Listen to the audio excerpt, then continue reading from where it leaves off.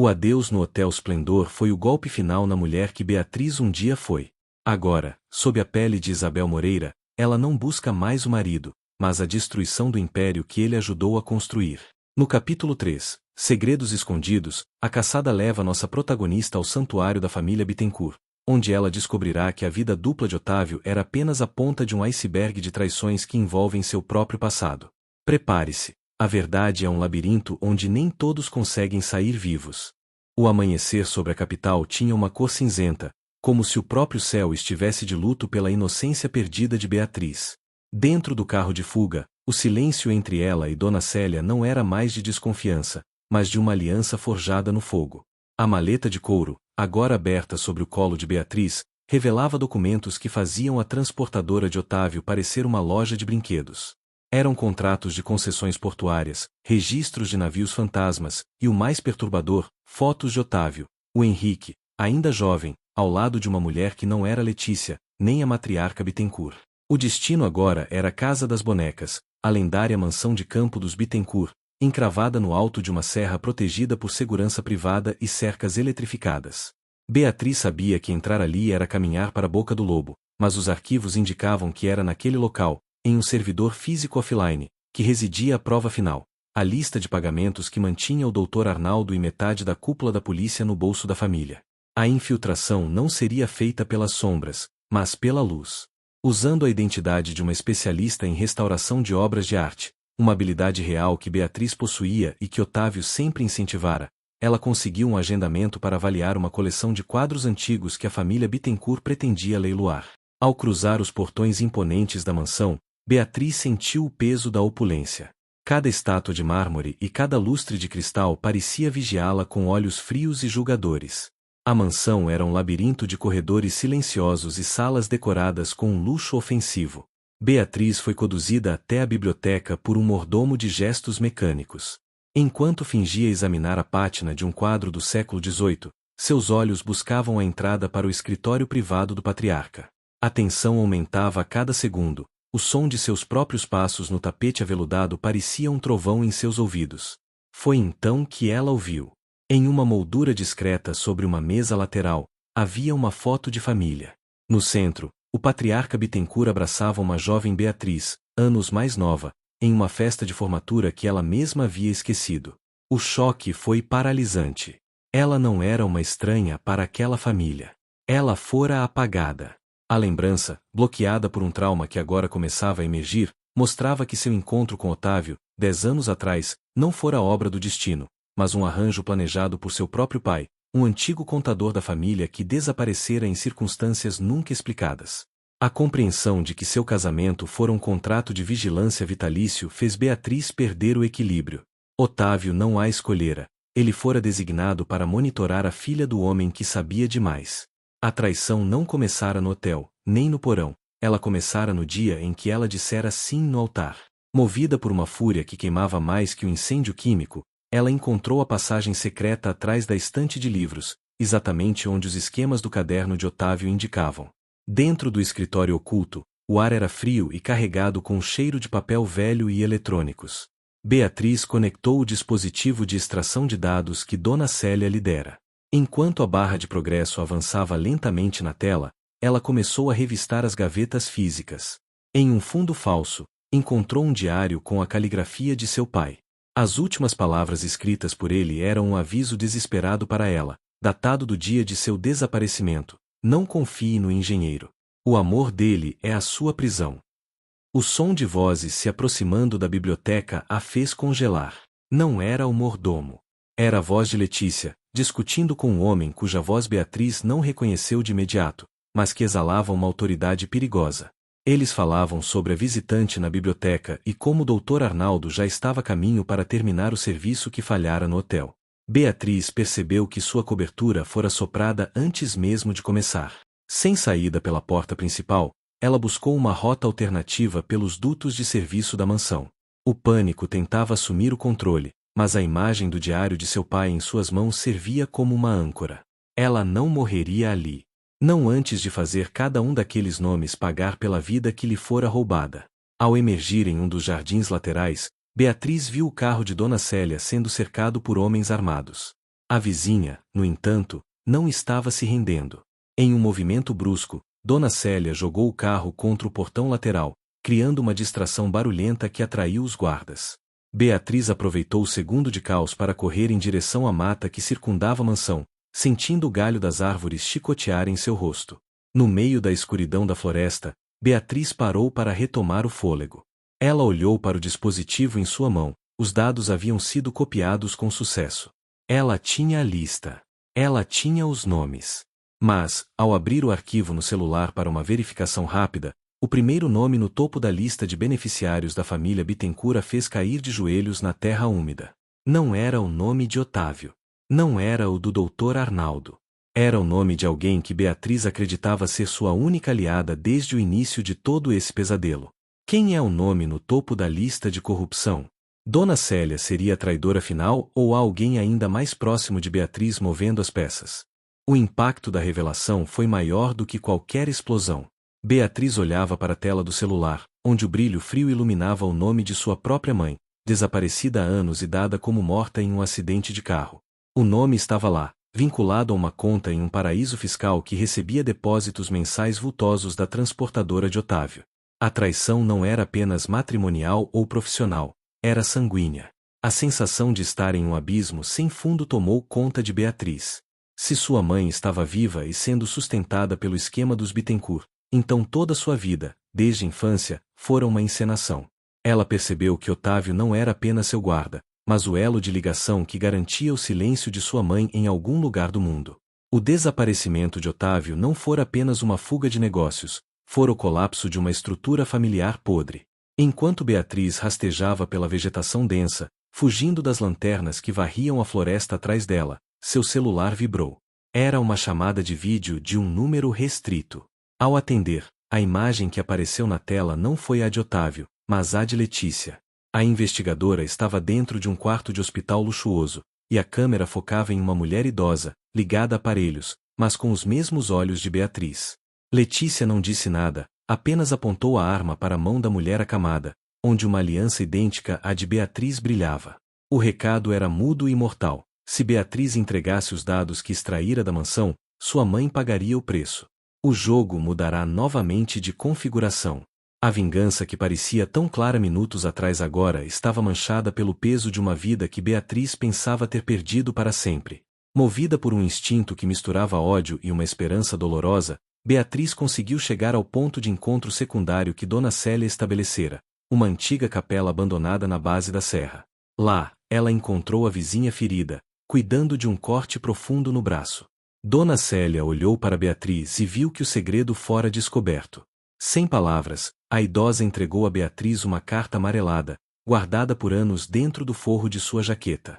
A carta era de Otávio, escrita meses antes de seu desaparecimento. Nela, ele confessava que começara a desviar o dinheiro dos Bittencourt não por ganância, mas para tentar comprar a liberdade da mãe de Beatriz. Ele sabia que estava sendo caçado por Walter e que o Dr. Arnaldo já receberá a ordem de execução. O desaparecimento de Otávio fora sua última jogada para tentar tirar o foco da mãe de Beatriz e colocá-lo sobre si mesmo, sacrificando sua identidade e seu casamento para mantê-las vivas. O conflito interno de Beatriz atingiu o ápice. Otávio era um monstro que a monitorava ou um mártir que a protegia. A verdade parecia ser uma mistura cinzenta de ambos. Mas não havia tempo para filosofias. O som de helicópteros se aproximando da capela indicava que o cerco final estava se fechando. Dr. Arnaldo e Letícia não queriam mais negociar. Dona Célia levantou-se com dificuldade, apontando para um túnel subterrâneo que levava a uma estrada vicinal onde um novo veículo as esperava. Você tem os dados que podem derrubar os Bittencourt, mas eles têm a sua mãe, sussurrou a idosa. O Otávio tentou salvar uma de cada vez. Você vai ter que decidir se salva a verdade ou se salva o que restou da sua família. Beatriz olhou para o dispositivo de dados e depois para a imagem da mãe no celular. Ela sentiu o peso da arma em sua cintura. Pela primeira vez, ela não agiria como Isabel, nem como a esposa de Otávio. Ela agiria como a filha de um homem que fora silenciado. Ela não escolheria entre a verdade e a mãe. Ela faria com que o preço para manter o segredo dos Bittencourt se tornasse caro demais para eles pagarem. Ao saírem da capela, a luz de um refletor de helicóptero as atingiu em cheio. Beatriz não correu. Ela caminhou para o centro do feixe de luz, segurando o dispositivo de dados bem alto, visível para as câmeras. Ela fez um sinal claro de que estava pronta para negociar, mas seus olhos, fixos no helicóptero, prometiam algo muito diferente de uma rendição. Beatriz está frente a frente com o exército dos Bittencourt. O que ela pretende fazer com os dados? O sacrifício de Otávio será em vão ou ela encontrará uma forma de virar o jogo de vez? O feixe de luz do helicóptero sobre a capela abandonada era tão intenso que parecia despir Beatriz de qualquer disfarce. O vento provocado pelas hélices açoitava seu rosto e fazia suas roupas de restauração de arte ondularem freneticamente, mas ela permanecia imóvel. No centro daquele círculo de luz branca, Beatriz não era mais a esposa em busca de respostas. Ela era dona da única mercadoria que importava para o Império Bittencourt, a verdade digital que carregava no dispositivo suspenso em sua mão. Lá do alto, uma voz amplificada por alto-falantes ordenou que ela soltasse o dispositivo e se deitasse no chão. Beatriz, no entanto, fez o oposto. Com um movimento deliberado, ela caminhou até a borda de um poço de pedra antigo que ficava no pátio da capela. Ela inclinou o braço sobre a escuridão do buraco profundo, sinalizando que qualquer movimento hostil ou qualquer disparo resultaria na perda definitiva daqueles dados na água lamacenta do fundo do poço. O helicóptero começou a pousar lentamente, levantando uma nuvem de poeira e folhas secas que cegava momentaneamente a todos.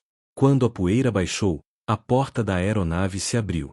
Não foi o Dr. Arnaldo quem desceu primeiro, mas Letícia. A investigadora caminhava com uma confiança predatória, segurando um tablet que ainda exibia a imagem ao vivo da mãe de Beatriz no hospital. O ultimato era silencioso, mas gritava através da tela: a vida de uma mulher pelo segredo de uma família. Beatriz olhou para Letícia e, pela primeira vez, não sentiu medo. Ela sentiu um desprezo profundo por aquela mulher que vendera sua lealdade tantas vezes que já não possuía uma alma própria. Sem desviar os olhos da tela, Beatriz retirou do bolso o pequeno gravador que recuperara no porão da mansão. Ela o acionou, e o som que saiu pelos alto-falantes da capela não era de uma conversa sobre crimes financeiros, mas a última mensagem que seu pai deixará gravada antes de ser silenciado. A voz do pai de Beatriz, trêmula mas firme, detalhava que o projeto Henrique, a criação da identidade de Otávio, fora financiado não apenas pelos Bittencourt, mas por um fundo de pensão desviado do qual a própria Letícia era uma das gestoras ocultas. A revelação fez Letícia paralisar. A investigadora percebeu que Beatriz não possuía apenas os podres da família poderosa, ela possuía as provas que mandariam a própria Letícia para a prisão perpétua, independentemente de quem ganhasse aquela guerra. No meio daquela negociação tensa, um segundo veículo surgiu na estrada de terra, vindo em alta velocidade. Era um carro preto, idêntico ao que Otávio usava. O coração de Beatriz disparou. O veículo freou bruscamente e, de dentro dele, saiu um homem de terno escuro, com o rosto parcialmente escondido pelas sombras. Ele caminhou até o limite da luz do helicóptero. Não era Otávio. Era Walter, com o pescoço enfaixado e um olhar de pura loucura. Ele fora descartado no hotel, mas sobrevivera, e agora buscava seu próprio pedaço do espólio. A situação tornou-se um impasse mexicano. Letícia queria os dados para se salvar, Walter queria os dados para chantagear os Bittencourt e retomar sua posição, e Beatriz queria a vida de sua mãe. O som de sirenes policiais começou a ecoar ao longe, na base da serra. O Dr. Arnaldo estava chegando, e com ele, a força bruta que não faria distinção entre culpados e inocentes. Dona Célia, que permanecia nas sombras da porta da capela, fez um sinal discreto para Beatriz. Ela apontou para a base do poço. Beatriz compreendeu o plano. Ela não ia entregar o dispositivo para nenhum deles. Ela ia forçá-los a escolher entre a ganância e a sobrevivência. Com um movimento rápido, Beatriz fingiu tropeçar e deixou o dispositivo cair dentro do poço. O caos foi imediato. Walter e os homens de Letícia correram em direção à borda do poço, esquecendo-se por um segundo de Beatriz. Foi o erro fatal deles. Dona Célia acionou uma carga de fumaça que já havia posicionado anteriormente, transformando o pátio da capela em um inferno cinzento. No meio da confusão, Beatriz sentiu uma mão agarrá-la e puxá-la para dentro da capela, mas desta vez, não era a mão de Dona Célia. O toque era familiar. O cheiro de sândalo e tabaco caro a envolveu. Antes que ela pudesse gritar, uma voz sussurrou em seu ouvido, carregada de uma urgência que ela nunca ouvirá antes. O dispositivo que você jogou era o falso, Beatriz. O verdadeiro está com a sua mãe. Eu a tirei do hospital há 10 minutos. Era Otávio. Ele não fugira no helicóptero do hotel. Ele usará aquela cena apenas para limpar o local e rastrear quem era o verdadeiro informante dentro da mansão. Ele estava ali, arriscando tudo para terminar o que começara. Mas, ao olhar para o rosto dele sob a luz fraca das velas da capela, Beatriz viu que ele não estava sozinho. Atrás dele, com uma expressão de choque e reconhecimento, estava o Dr. Arnaldo, com a arma baixada e uma expressão de quem acabará de ver um fantasma. Otávio e o Dr. Arnaldo estão trabalhando juntos? A mãe de Beatriz está realmente segura ou é mais uma mentira de Otávio? O confronto final se aproxima. A tensão dentro da capela era tão densa que o ar parecia ter se transformado em chumbo. Beatriz sentia o calor do corpo de Otávio atrás de si, um calor que ela desejou durante noites de agonia, mas que agora repelia como o toque de uma brasa. O olhar do Dr. Arnaldo, antes uma autoridade impiedosa, agora vacilava entre a submissão e o terror. O delegado não estava ali para prender Otávio, ele estava ali para receber ordens. A compreensão de que o sistema de justiça que ela buscará era apenas uma extensão do braço de seu marido foi o golpe final na esperança de Beatriz. Otávio não era apenas um peão ou um sócio, ele era o arquiteto que mantinha as rédeas de Arnaldo. O desaparecimento fora uma manobra de limpeza para remover os elementos que se tornaram gananciosos demais, como Walter. Enquanto o mundo exterior buscava por um cadáver, Otávio estava reorganizando as peças de seu tabuleiro de poder. Sem dizer uma única palavra, Otávio estendeu a mão para o dispositivo real que Beatriz ainda escondia sob a blusa. O gesto era calmo, quase paternal, mas Beatriz recuou. Ela olhou para o Dr. Arnaldo e percebeu que a aliança entre os dois era cimentada por segredos que iam muito além da transportadora. Arnaldo era o executor de Otávio, o homem que garantia que os acidentes fossem arquivados e que as testemunhas, como o pai de Beatriz, nunca voltassem para contar a história. O barulho da luta lá fora, no pátio da capela, cessou abruptamente. O silêncio que se seguiu foi preenchido apenas pelo chiado dos rádios policiais e pelo som da chuva que começava a fustigar as paredes de pedra. Otávio deu um passo à frente, e a luz das velas projetou sua sombra imensa sobre as imagens sacras desgastadas do altar. Ele não precisava de armas, sua presença era uma sentença. Beatriz sentiu o peso da verdade esmagando seu peito. Se Otávio havia tirado sua mãe do hospital, ele agora possuía o único vínculo que a mantinha presa a ele. Ela percebeu que a proteção de Otávio era, na verdade, um cerco infinito. Ele a amava da única forma que um monstro sabe amar, transformando o objeto de seu afeto em uma propriedade privada, monitorada e controlada por muros de mentiras e sangue. Nesse momento, Dona Célia emergiu das sombras do confessionário. A vizinha não estava surpresa com a presença de Otávio ou com a conivência de Arnaldo. Ela caminhou até o centro da capela e entregou a Otávio uma pasta de arquivos físicos que conseguirá salvar da mansão. O olhar que as duas mulheres trocaram foi de uma tristeza profunda. Beatriz compreendeu que Dona Célia fora guardiã de uma prisão de luxo durante 10 anos, cumprindo ordens de Otávio para garantir que Beatriz nunca despertasse para a realidade. Otávio abriu a pasta e, sob a luz de uma lanterna tática, começou a queimar folha por folha sobre uma pia batismal de mármore. Ele estava apagando a última trilha que ligava os Bittencourt ao assassinato do pai de Beatriz. Ele estava selando o passado para garantir que o futuro deles fosse limpo. A cada folha que se tornava cinza, Beatriz sentia uma parte de sua própria alma se extinguir. No entanto, o Dr. Arnaldo recebeu uma mensagem em seu rádio que mudou a dinâmica da sala. Letícia, lá fora no pátio, não fora capturada. Ela conseguirá se esconder no meio da fumaça e agora estava enviando as imagens da capela em tempo real para um servidor externo. A traição de Letícia era o único elemento que Otávio não conseguirá prever totalmente. A investigadora, movida pelo instinto de vingança após ser descartada, estava queimando o mundo de todos eles. O pânico finalmente atingiu o rosto de Otávio. Se aquelas imagens chegassem à cúpula da família Bittencourt, ele deixaria de ser o arquiteto para se tornar o próximo alvo de execução. Ele olhou para Beatriz, e pela primeira vez, ela viu medo naqueles olhos de estranho. Ele implorou, com o olhar, que ela lhe entregasse o dispositivo que poderia ser usado para criptografar e derrubar o sinal de Letícia. Beatriz olhou para o dispositivo em sua mão e depois para as cinzas do diário de seu pai na pia batismal. Ela percebeu que tinha o poder de salvar Otávio e manter sua mãe segura, ou de deixar que a verdade de Letícia destruísse a todos, inclusive ela mesma. A escolha era entre uma vida segura em uma gaiola de ouro ou a liberdade perigosa de ver o império desmoronar. Beatriz salvará o homem que a traiu por 10 anos para garantir a segurança da mãe? Ou ela permitirá que Letícia revele tudo, mesmo que isso signifique o fim de todos os envolvidos? O som do helicóptero sobre a capela parecia agora um rugido de uma besta ferida. Dentro do templo, o tempo parecia ter congelado em um quadro de agonia.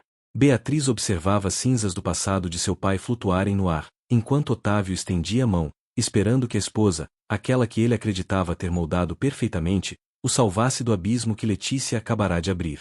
O doutor Arnaldo, trêmulo, mantinha a arma apontada para a porta, temendo que a verdade que escapava pelos fios eletrônicos de Letícia fosse o seu próprio fim. Beatriz olhou para o dispositivo em sua mão. Ali estava a chave para apagar o sinal de Letícia e manter a mãe segura, mas também estava a chave para manter a rede de mentiras de Otávio intacta. O silêncio na capela foi quebrado pelo som metálico de uma notificação no celular de Arnaldo. As imagens já estavam circulando. O rosto de Otávio, o Henrique, estava sendo exposto para quem quisesse ver. O arquiteto estava perdendo o controle do seu próprio castelo de cartas. Movida por uma clareza que só o desespero absoluto pode trazer, Beatriz não entregou o dispositivo a Otávio. Em vez disso, ela caminhou até o centro do altar e o ergueu, mas não para ele. Ela olhou diretamente para a lente da câmera de segurança da capela, que Letícia estava usando para a transmissão. Beatriz não iria apenas destruir Otávio, ela iria revelar a face de todos eles. Com um movimento firme, ela ativou não a criptografia, mas a transmissão pública total de todos os arquivos contidos na maleta original. O rosto de Otávio mudou de súplica para puro horror. Ele percebeu que Beatriz não era mais a boneca daquela casa. Ela acabará de assinar a sentença de morte financeira e jurídica dos Bittencourt, de Arnaldo e a dele próprio. O doutor Arnaldo, em um acesso de fúria cega, levantou a arma em direção a Beatriz, mas antes que pudesse disparar, o som de um tiro seco ecoou pelo recinto. Arnaldo caiu de joelhos, atingido no ombro. Dona Célia, com o rifle ainda fumegante nas mãos, permanecia no fundo da capela, protegendo a única pessoa que ela realmente viera salvar. O contrato acabou, Otávio. A voz de Dona Célia soou como um veredito. Eu não recebo mais para manter ela na escuridão. Otávio olhou para as mulheres à sua frente e percebeu que o império que construíra sobre o silêncio de Beatriz fora sua própria ruína. O som das sirenes policiais agora estava no pátio. Letícia, percebendo que a transmissão de Beatriz a incriminava tanto quanto aos outros, tentou fugir, mas foi cercada pela fumaça e pelos agentes que não respondiam mais ao comando de Arnaldo. A estrutura de poder desmoronara em minutos. No meio do caos de luzes azuis e vermelhas que invadiam a capela, Otávio aproximou-se de Beatriz uma última vez. Não havia mais sorrisos ou fingimentos. Ele sussurrou algo que apenas ela pôde ouvir, um segredo final sobre onde sua mãe realmente estava escondida, antes de se entregar aos policiais que entravam no templo. Beatriz viu o homem que amou por 10 anos ser algemado e levado como um criminoso comum, mas ela não sentiu alívio. Sentiu apenas o vazio de uma vida que precisava ser reconstruída do zero. Dona Célia aproximou-se e colocou a mão no ombro de Beatriz, entregando-lhe uma pequena chave que Otávio deixará cair no chão durante a prisão. Era a chave de um cofre em uma cidade pequena, longe da influência dos Bittencourt. Beatriz olhou para a capela em ruínas, para as cinzas de seu pai e para o dispositivo que agora continha apenas o silêncio após a tempestade. Ela saíra daquela noite não como Beatriz, nem como Isabel, mas como uma mulher que finalmente possuía a própria história. Ao sair da capela, Beatriz viu o sol começando a surgir no horizonte, iluminando a serra com uma luz pálida e fria. A caçada ao fantasma de Henrique terminara, mas a busca pela mãe que ela acreditava estar morta estava apenas começando. Ela entrou no carro de Dona Célia e, sem olhar para trás, partiu em direção ao endereço que Otávio sussurrara. O mundo agora sabia da verdade, e o preço dessa verdade seria cobrado em cada quilômetro daquela nova jornada. Otávio está atrás das grades, mas o Império Bittencourt ainda tem braços longos. Onde está a mãe de Beatriz e qual é o segredo final que ela guarda? O próximo capítulo revelará que o desaparecimento de Otávio foi apenas o início de uma guerra de famílias que atravessa gerações. E lembre-se, entre segredos a verdade sempre aparece.